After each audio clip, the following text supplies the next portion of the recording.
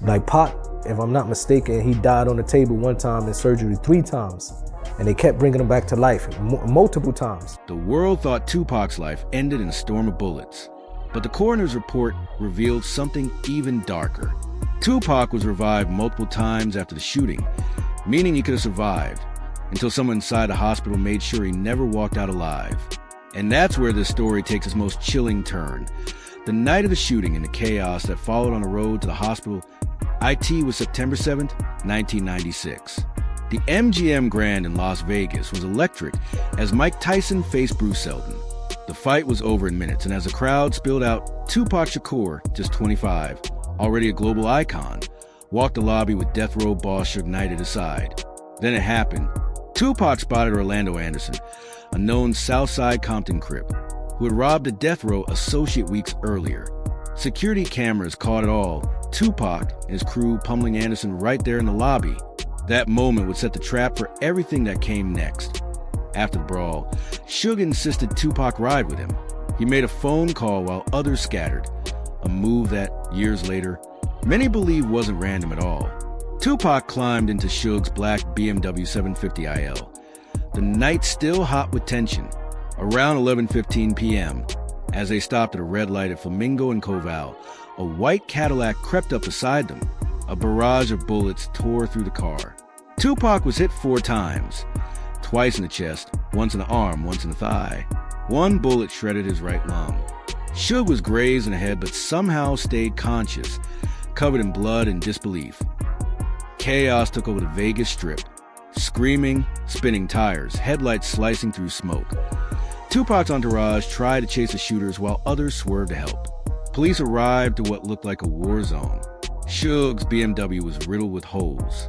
Some officers thought they were dealing with suspects, not victims. Amid the flashing lights, one man approached the passenger side.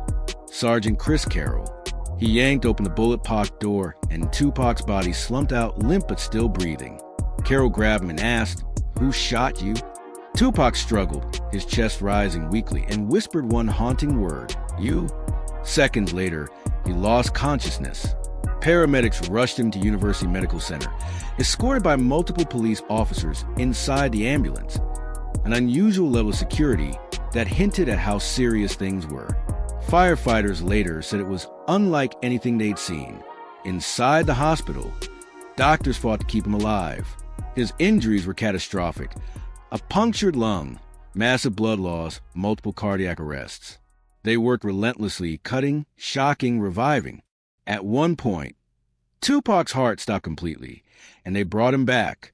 Not once, not twice, but 3 separate times. For 6 long days, the world waited. Doctors placed him on life support and removed his right lung in a desperate attempt to stabilize him.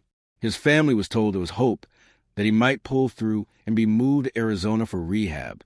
Desiree Smith, a close friend, remembered doctors saying, "Tupac's going to make it," but others inside the hospital painted a darker picture. Some claimed Tupac was already gone the night he arrived, that machines were the only thing keeping him alive. One officer even said, he was dead when he got there. They just had his heart going with a machine. Afeni Shakur, Tupac's mother, faced an impossible decision. She had watched her son's body fight, die, and be revived again and again. Finally, she told the doctors to stop. Not because she pulled the plug, but because she wanted his spirit to be free. He died on the table 1 time in surgery, 3 times, one friend said. And every time they brought him back. She finally said let him go. It was a moment of strength, a mother freeing her son from endless pain. Inside those sterile hospital walls, confusion ruled. Police guarded the doors. Death row affiliates paced the halls. Friends clung to hope, while others whispered that something wasn't right. Some believed Tupac had been silenced, not by bullets, but by someone within the hospital who made sure he never spoke again. The medical contradictions, the optimism one moment, despair the next, fueled decades of suspicion. Outside, rumors exploded. Fans said Tupac was recovering. Others swore he'd faked his death. The hospital released almost no details, and that silence became gasoline for every theory. The truth was grim. Even if Tupac had survived, the damage was devastating. With one lung gone, rapping and performing might have been impossible. Friends said he wouldn't have wanted to live that way. Not Tupac, not the man who built his name on defiance. For nearly a week, he clung to life as the world held its breath. Then, after one final cardiac arrest, his fight ended. But the unanswered questions, the secrecy, the security, the whispers never did. And maybe that's why, decades later, people still believe Tupac didn't just die that night. Someone made sure he never came back. Tupac's hospital room wasn't just a place of recovery. It was a fortress. Armed guards patrolled every corner. Reporters swarmed the entrance. And the University Medical Center in Las Vegas became a global stage. Fans lit candles outside, praying through the night as rumors of hope clashed with whispers of death. 6 days after the shooting, on September 13, 1996, the fight ended. The official cause, respiratory failure and cardiac arrest caused by multiple gunshot wounds. But inside those hospital walls, what really happened remains one of hip-hop's most enduring mysteries. Accounts from inside UMC were riddled with contradictions. Some said Tupac was revived multiple times. Others claimed he was gone before the first sunrise. Afeni Shakur, his mother, made the heartbreaking decision to let him go. Not out of surrender, but out of love. To her, the repeated resuscitations had become cruelty. She wanted his spirit free. Yet her decision, made under unbearable pressure, became the spark that ignited decades of suspicion. Fans couldn't believe she'd choose release over one more chance. When Tupac's body was released to the Clark County coroner, the world was already drowning in speculation. The 6 days at UMC had raised more questions than they answered. Conflicting reports, sealed medical information, and the heavy police presence fueled the belief that something deeper was being hidden. The official narrative said it was a drive-by. But for millions, the real story began inside the hospital, not on the Vegas Strip.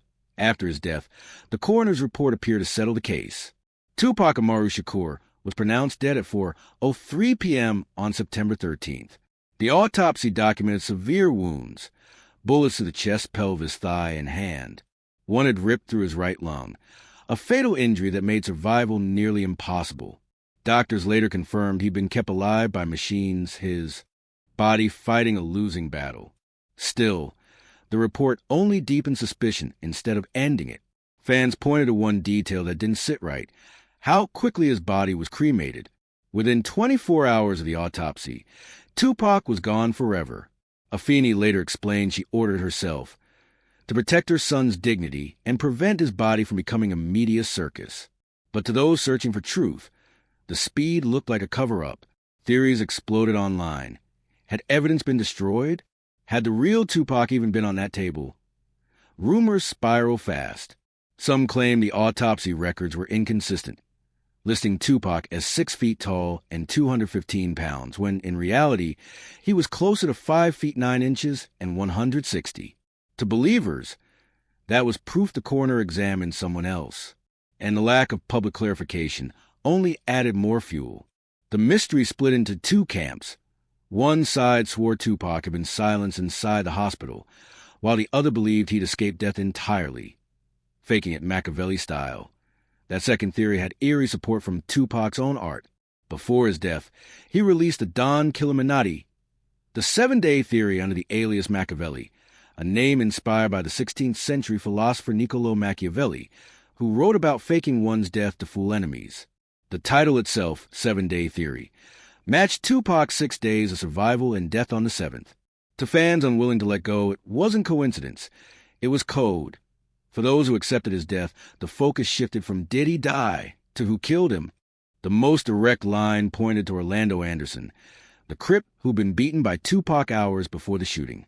Investigative journalist Chuck Phillips concluded Anderson was a triggerman, backed by Southside Compton Crips and allegedly financed by Biggie Smalls with a $1 million bounty. Anderson denied it until his death in 1998. Killed in an unrelated shootout, another loose end buried with him. But conspiracy didn't stop there. Former LAPD Detective Russell Poole believed Death Row's own Suge Knight orchestrated the hit. The theory went like this. Tupac planned to leave Death Row and take millions with him. Knight couldn't risk it.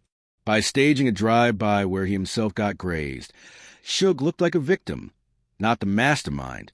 Critics countered that no man would risk being shot to fake innocence, but others argued Suge's wound was too minor to be real. Then came the East Coast, West Coast angle.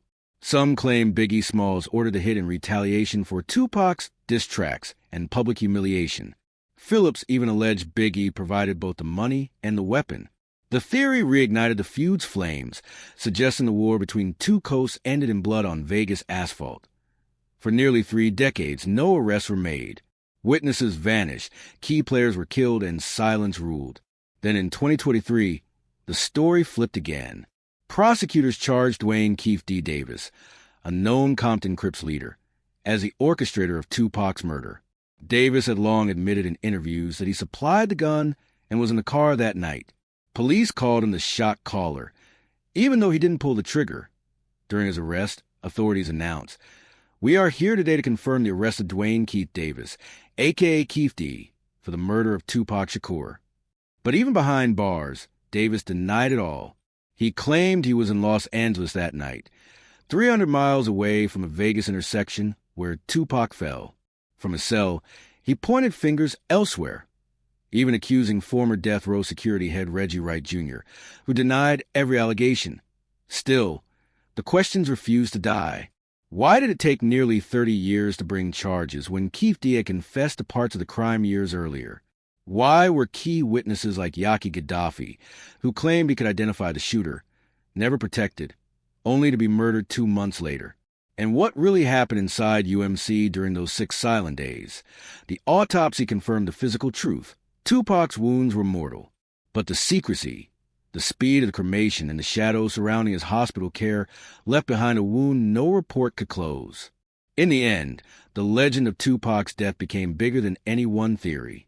Because whether he was silenced, betrayed, or reborn under a new name, one thing's for sure: the truth died that night too. For nearly 30 years, the case sat unsolved until 2023. That's when prosecutors finally charged Dwayne Keefe D. Davis, the self-proclaimed shot caller who'd been bragging about the murder in interviews and his own book. Police said he provided the weapon and ordered his nephew, Orlando Anderson, to pull the trigger.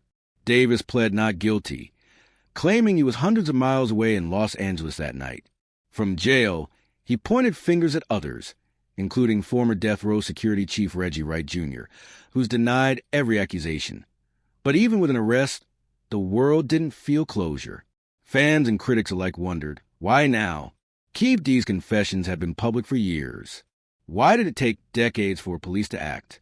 Some called it justice delayed. Others called it performance. A convenient ending for an unsolved legend. A scapegoat for a mystery too tangled to truly unravel. The coroner's report told us how Tupac died, but the questions of why and who still echo louder than ever. Was he silenced by rivals, betrayed by those around him, or caught in a web of power that went far beyond rap? Afeni Shocker's testimony remains the most human piece of the story. A mother's grief turned into grace. She said her son was finally at peace. Yet even her words have been dissected, debated, and doubted endlessly. Nearly 3 decades later, Tupac's death is no longer just a crime story. It's a cultural wound that refuses to heal. Official records say he died at 25, a victim of gunfire, but the people say otherwise. They speak of exile, betrayal, conspiracies, and survival, because to them, Tupac Shakur was too big, too brilliant, too powerful to just die at a stoplight in Las Vegas. The coroner closed his file, but the world never did. And maybe that's exactly how legends are born.